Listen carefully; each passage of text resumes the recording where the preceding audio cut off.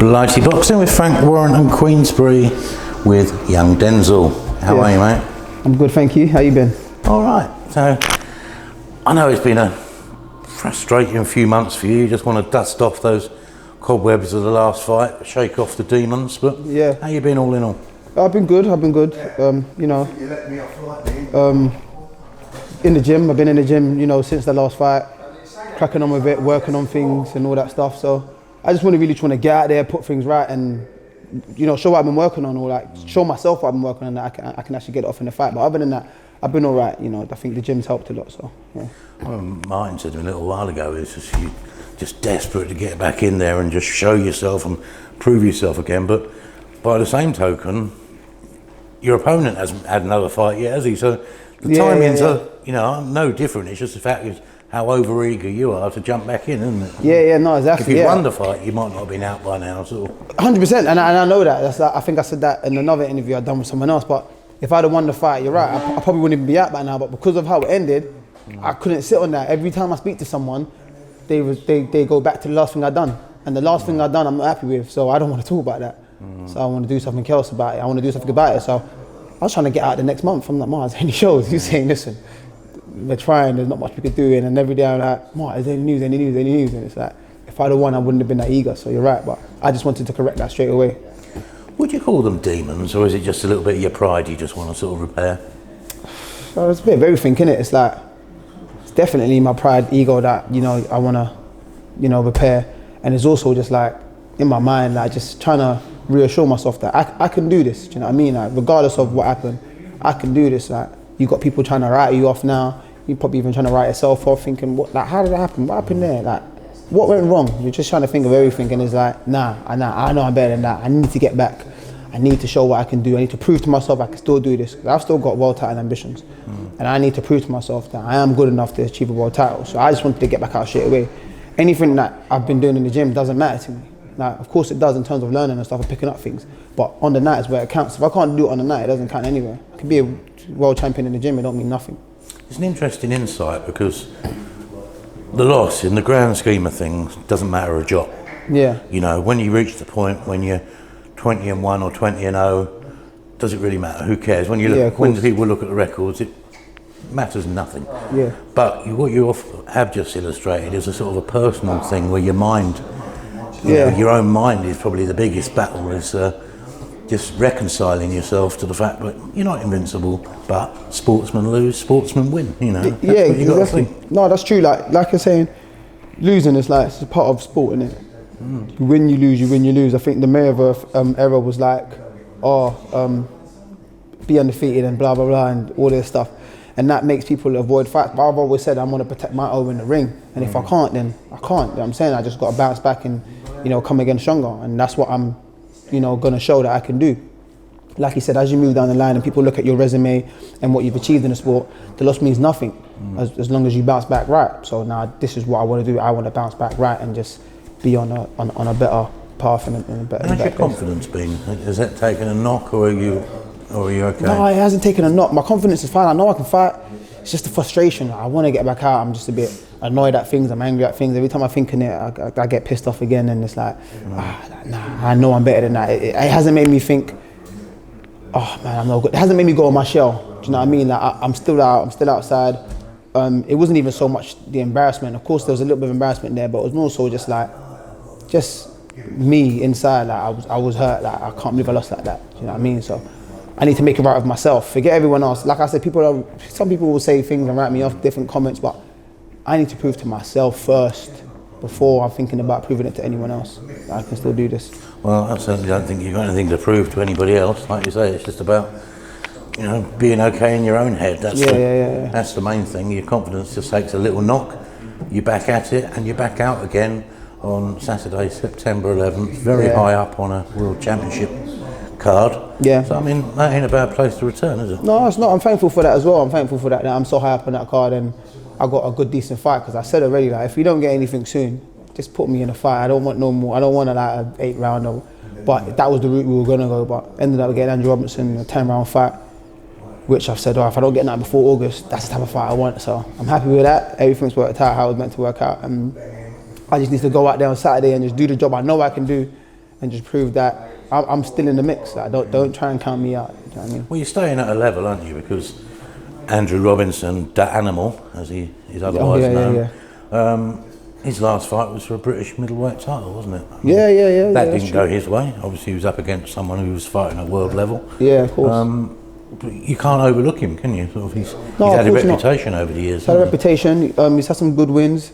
You know, he's getting on a bit, so he's coming to like the end of his career. But he's always up for a fight. He's always tried to put up a fight. You know, he fought every fight he has. He doesn't come to lay down. You know what I'm saying? I think the last fight with Williams, that head clash kind of threw him off, and then when Williams saw he was bleeding, he thought, let me stick it on him before I get a no contest. I'm not having that against this guy. So we stuck it on him and got him out of there. But he was there. He wanted to fight. Like, he wanted to, you know, do the best he could. So I can't overlook him and think it's an easy fight, because it's not. He's going to try his best. So I got to stop him from doing what he needs to do. Your sort of very productive lockdown period that saw you win the British title, and lose it as well. Everything. I mean, it all happened with nobody there, didn't it? It makes a nice difference for you to actually go out in front of a bouncing arena with the old Denzel fans back there. I think it might feel kind of odd, you know. I don't know. I think it might feel kind of odd. I think I've had more fights behind closed doors with Frank than I have with a crowd. I think we're probably about the same. But I think it's going to feel pretty good. But I would enjoy it either way. I think I've missed that crowd being there, especially. You know, my people that come for me personally. You've got a good support, haven't you? Yeah, I got good support, yeah. So like, even being so high, I haven't been so high on the card I'm on now before with my crowd there. I'm always on quite early and stuff. So being quite high up, I think it's going to be even better. Yeah, you have to get them out of the bar for your fight, wouldn't you? Exactly. Yeah. Come on. Well, I'm fighting now, come here. No. Is this year about, just like you say, getting yourself back into the mix, back on an even keel, back considering yourself, looking upwards and challenging? Yeah, I think this fight is doing that. By the end of the year, I want another challenge. I'm still on the same path. It's just how we go about it now. Do you know what I mean? Do you want to stay on the British title thing, or do you want to go on to international things now? I'd love to go on to international things and win some of them international titles. Plus, you get to keep them once you win them, so that would be good. I've got something to show for it, but it just depends what routes are available, what's there. Do you know what I mean? If Sod's law, you won the only belt you got to give back. Yeah, exactly. I can't tell no one I won it. They won't believe me. Like, where's the belt then? Oh, I have to give it back. But no, I'd love to go in the international route, fight some international fighters, and get myself in world ranking and get that experience of fighting people that ain't British. To say, you know what I'm saying, see what they come with and get myself in that mix. Seeing as I want to move to world level, and I'm going to have to fight them eventually anyway. But at the end of the day, just whatever's available. Like I've been saying, that it's my job to fight, innit? So I don't think there's a fight I've turned down yet. I haven't turned down a fight. I take you everything. Get some valuable experience on the international road. That's what I'm saying. Yeah, I want some of that experience as well. I mean, it's a speciality of Frank, isn't it? Navigating people through the world rankings with the right fights, and they generally, like you say, they're against international opponents. Yeah. And you just get that variety, which you're probably just not going to get domestically. Yeah, no, exactly. Domestically, you kind of know what you're going to get. You get these fighters, you know, they say the Mexican fighters are coming to ruin a couple of reputations. All these other fighters, wherever they're from, come down, and you get that experience of different styles of different fighters from different countries and what kind of styles they possess. Because as an amateur, I didn't really go through that system. Whereas everyone on the England squad, GB squad, they would have already seen that. I haven't, so I'd love to get that sort of experience in. But like I said, if that's available, 100%, I'd love that route. But I'm here to fight, innit? So whatever's going to lead me to a title, world title, whatever, I'm going that way. Last question. With you being now considered a small middleweight, are we going to see a return to, I mean, in the last couple of fights, you've actually shown about being a mover, being a bit slick, a bit tricky, and it's sort of been a far cry from that early explosive Battersea banger that we all fell in love with. Yeah. Are we going to see a little bit of a reversion to your former self? Possibly. I think that mentally, those fights, it was like, all right, you're fighting guys that ain't in your level, run through them, not show them no respect. And when I got to, like, you know, stepping up to, let's say, my first, well, Mick Hall, Mark Heffron and that, it was like, all right, these guys are here, maybe on that same level, don't take any chances, be smart about your work, be slick. So I'd go in there kind of boxing a bit more. But I don't know, I think I'm going back to showing no respect no matter who you are. I'm sort of what do you think about it? In the second fight with Mark, you were much more aggressive than you were in the first fight. Yeah, you got me angry, you made me angry.